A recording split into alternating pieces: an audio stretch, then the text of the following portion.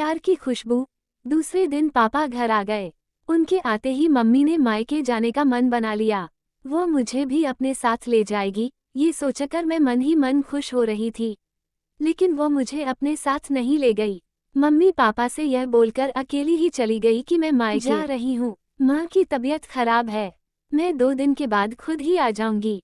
पापा ये सुनकर बहुत ही खुश हुए। उनका रिश्ता भी अजीब था। मम्मी घर पर होती तो पापा बाहर होते और पापा घर पर होते तो मम्मी बाहर होती। मुझ पर क्या बीत रही है, इससे उन दोनों को कोई मतलब नहीं था। वैसे मैं भी इसकी आदी हो गई थी। आदी क्या हो गई थी, अपने आप को समझा लिया था। हाँ, इतना तो जरूर था कि मेरी नज़रों में पापा की छवि मम्मी की छवि से कुछ अच्छी थी। अच्छी क्या, पापा के बारे में मैं कुछ जानती ही नहीं थी। पति पत्नी के बीच की बढ़ती दूरियां बच्चों के लिए कितनी खतरनाक होती हैं, इसका एहसास मुझे अब हो रहा था। मैं एकदम ही अकेली पड़ गई थी। आज मैं दोपहर में ही स्कूल से घर लौट आई। दरवाजा खुला हुआ ही था। हाथ में फाइल लिए मैं बरामदे में आई तो जनानी आवाज सुनकर चौंक गई। अगले पल ही मैं इस सोच में पड़ गई, मम्मी आज मायके सुबह ही चली गई। ये पापा के बेडरूम में कौन औरत है? मैं ये सोचती हुई बेडरूम की ओर बढ़ गई। खिड़की का दरवाजा बंद था, दरवाजे में कुंडी लगी हुई थी। मम्मी पापा का बेडरूम एक ही था। मुझे ज्यादा सोचना नहीं पड़ा कि अंदर का नजारा कैसे देखूं। दरवाजे के उस छोटे से छेद से होकर एक आंख बंद कर दूसरी आंख से मैं अंदर झांकने लगी। पापा एकदम निर्वस्त्र थे और वो महिला जिसे मैं कुछ कुछ पहचानती थी नाइटी गाउन में थी। वो पापा के साथ 1-2 बार घर पर आ चुकी थी। मैंने दिमाग पर जोर दिया तो उसका नाम भी याद हो आया। उसका नाम रवीना था। रवीना यही कोई 22-23 की छरहरी देह वाली खूबसूरत महिला थी। वो मम्मी से अधिक सुंदर भी नहीं थी तो कुरूप भी नहीं थी। मैं हैरान थी, जिस पापा को मम्मी पसंद नहीं करती है, उस पापा को एक उससे कम उम्र वाली युवती पसंद। रवीना की तरह ही सौम्य और सीधी सादी लगती है, लेकिन इस मामले में कितनी शातिर है। मैं तो एक शातिर और बदचलन स्त्री पुरुष की संतान हूँ, मेरा भविष्य कैसा होगा? तभी रवीना ने पापा की दाईं जांघ पर कसकर चिकोटी काट दी, लेकिन वह जरा सा भी गुस्सा नहीं हुए, बल्कि उसे और प्यार से अपनी गोद में बिठा लिया। मुझे आज भी याद था, एक बार मैंने पापा को गुदगुदी कर दी थी तो उन्होंने मेरे गाल पर एक थप्पड़ धर दिया था। मुझे बदतमीजी पसंद नहीं, मैं गाल सहलाती ही रह गई थी। और आज पापा रवीना की बदतमीजियों पर कोई ध्यान न दे रहे थे। मैं अगले पल ही बुदबुदा पड़ी, क्या व्यक्ति ऐसे नाजुक क्षणों में इतना संवेदनशून्य और सुन्न सा पड़ जाता है कि दांतों और नाखूनों के वार को भी महसूस नहीं कर पाता है?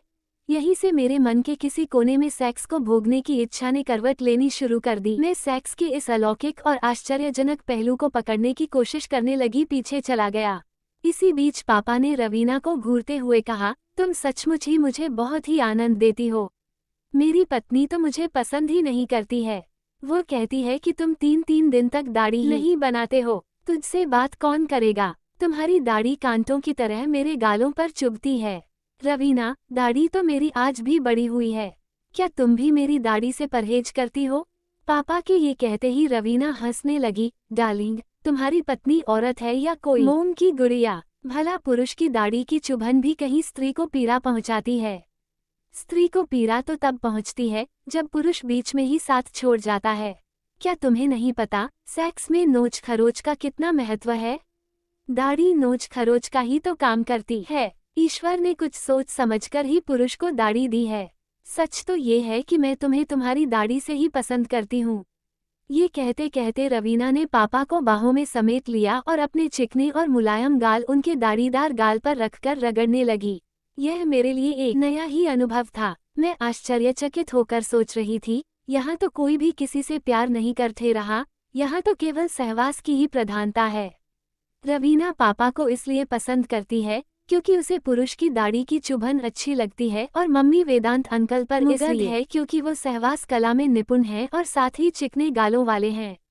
ये दोनों स्त्रियां ही हैं, लेकिन इनकी पसंद अलग अलग है। शायद यही वजह है कि स्त्री पुरुष अपने जीवन साथी को छोड़कर कहीं बहक जाते हैं। बहक क्या जाते हैं, अपने मनपसंद किसी सुयोग्य साथी की तलाश कर लेते हैं। मैं भी तो एक स्त्री ही हूँ। क्या मेरी पसंद अपने विचारों के अनुकूल पुरुष की नहीं है? क्या अपनी पसंद की चीज को ढूंढना या पाना गलत है? नहीं, पापा, मम्मी, वेदांत अंकल, रवीना आदि सब बहके या भटके नहीं हैं, इन्होंने ही अपनी पसंद को हासिल किया है। इसी मध्यांतर मैंने देखा, पापा रवीना की देह पर झुकते जा रहे हैं और उनके होंठ रवीना के होठों को चूमने के लिए मचल रहे हैं। मैंने अगले पल ही अपनी दोनों हथेलियों से आंखें ढक ली और मन ही मन सोचने भी लगी, ये कैसी आग है। स्त्री को पुरुष दर पुरुष और पुरुष को स्त्री दर स्त्री भटकने पर मजबूर कर देती है। पुरुष की बाहों का पहला पहला स्पर्श कैसा होता होगा?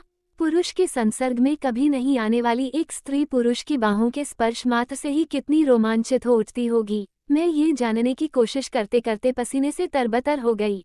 मैंने देखा, मेरे हाथ के पसीने से फाइल भीग गई है और मेरे स्तनों से फूट आए पसीने ने मेरे बनियान को भिगो दिया है। मेरे हाथ अनायास ही मेरी जांघों पर चले गए। मेरी चड्डी भी पसीने से भीग गई थी। मुझे लगा, मेरे भीतर भी कुछ कुछ हो रहा है। मैं वहां से सीधे अपने कमरे में चली आई। मुझे अच्छे बुरे का ज्ञान हो गया था। मेरे होठों से अनायास ही बोल फट पड़े। अब स्थिति मेरे सामने बिल्कुल ही स्पष्ट है। न तो मम्मी दोषी है और न ही पापा दोषी हैं। चरित्रहीन कोई नहीं है। एक दूसरे के प्रति अरुचि, नापसंदगी और परिस्थितिजन्य लाचारी ने ही दूसरे से संबंध बनाने के लिए मजबूर किया है। जो लोग इन बातों को नहीं समझते, वे ही ऐसे संबंधों को गलत मानते हैं। मैं मम्मी को भी जानती हूँ और पापा को भी जानती हूँ। मुझे अच्छी तरह से याद है, मम्मी पहले ऐसी नहीं थी। देह बेचना उसका धंधा नहीं है। वेदांत अंकल से वह ऐसे नहीं ऐठती है। उसे तो यौनानंद का सुख चाहिए, जो पापा नहीं दे सकते क्योंकि पापा तो रवीना पर मुग्ध हैं। जब प्रकृति के सारे कार्य समय से होते हैं तो फिर मनुष्य किसी का इंतजार कब तक करेगा। मम्मी जवान है, उसे इंद्रिय सुख चाहिए ही चाहिए। किसी को बदचलन या चरित्रहीन कहना जितना आसान है, उसको समझना उतना ही कठिन है। एक पुरुष की बाहों से दूसरे पुरुष की बाहों में जाने का सफर कितना दुष्कर होता है। भले ही सहवास के सुखों में वृद्धि हो जाती हो, पर क्या शुरू शुरू में दूसरे पुरुष तक पहुंचने में तकलीफ होती होगी? कितना अपमानित होना पड़ता होगा। मम्मी पापा को नजरअंदाज शुरू से ही करती आ रही है। आखिर कब तक वो अपने प्रति उसकी उदासीनता को ओढ़े रहते? कभी न कभी तो किसी न किसी से तो उन्हें जुड़ना ही था। मैं रवीना की शुक्रगुजार हूँ कि उसने पापा को समझा है, और मैं वेदांत अंकल की भी शुक्रगुजार हूँ जिसने मम्मी की पीड़ा को और बढ़ने नहीं दिया है। अगर पापा के जीवन में रवीना नहीं आई होती और मम्मी के जीवन में वेदांत अंकल नहीं आए होते तो क्या ये दोनों दिमागी रूप से पागल नहीं हो गए होते? इन अवैध संबंधों ने ही तो उन्हें यौनरोगी होने से बचाया है। इतने में ही मेरे विचारों की श्रृंखला टूट गई। पापा दरवाजे में खड़े थे और रवीना उनके पीछे खड़ी थी। मेरे बोलने से पहले ही दोनों मेरे नजदीक आकर बैठ गए। मैंने देखा, दोनों के ही चेहरों पर गजब की ताजगी और आत्मसंतुष्टि थी। मेरे मन में पापा के प्रति कोई मैल भाव नहीं था। मैं रवीना को भी एक बदचलन औरत नहीं मानती थी। मम्मी के लिए भी मेरे मन में कोई बैर भाव नहीं था। परिस्थितियां ही ऐसी बन गई थी कि सब घालमेल हो गया था।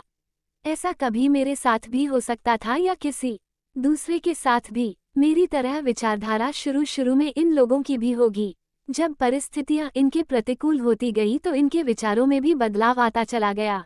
मेरे भीतर एक गजब का आत्ममंथन चल ही रहा था कि पापा ने मुझे टोक दिया, काजोल बेटी, क्या सोच रही हो? तुम्हारी पढ़ाई कैसी चल रही है? ठीक चल रही है पापा। मैंने ये कहते हुए पापा की ओर देखा तो वह मुझसे आंखें मिला न सके। मैं बोली, पापा, मैं तो तुम्हारी बेटी हूँ।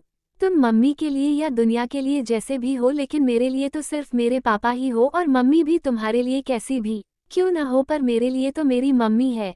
मैं जानता हूँ बेटी। ये कहते कहते पापा ने मुझे अपने गले से लगा लिया। मैंने महसूस किया पापा कुछ ये जान गए थे कि मुझे मालूम हो गया है रवीना से उनके क्या संबंध हैं। इतने में ही रवीना ने अपने पर्स से टॉफियों के 2-3 पैकेट मेरे आगे रख दिए। तुम्हें ये टॉफियाँ पसंद है ना? मैं तुम्हारे लिए ही लाई हूँ। रवीना ये कहकर हंसने लगी। मैं सोच रही थी, अब मैं इस प्यार और लगाव को क्या कहूँ? कैसे ये कह दूँ कि रवीना बदचलन है या वेदांत अंकल चरित्रहीन है? मुझे एक साथ इतने सारे लोग प्यार करने वाले मिले हैं। मेरे लिए तो सभी अच्छे हैं। बुरे तो तब होते जब वे एक दूसरे को ब्लैकमेल करते या ठगते लूटते। वे तो जिंदगी को जी रहे हैं, वह भी बड़े ही सलीके से। मम्मी पापा के साथ रह भी रही है और अपने तरीके से जी भी रही है। पापा भी मम्मी के साथ रह रहे हैं और अपना जीवन भी जी रहे हैं। घाटे में कोई है तो वो मैं हूँ। मुझे मम्मी पापा की दोहरी जिंदगी के साथ आए दिन समझौता करना पड़ता है। मुझे डर है कहीं मैं भी दोहरी जिंदगी जीने की आदी न बन जाऊं। इतने सारे लोगों का प्यार किसी दिन मेरे लिए धीमा जहर भी बन सकता है। मैं अभी और सोचती इतने में पापा बोल पड़े, बेटी तुम अपनी पढ़ाई करो। मैं रवीना को बस स्टैंड तक छोड़कर आता हूँ। यस पापा, मैं ये कहकर एक किताब रैक से खींचकर पलटने लगी।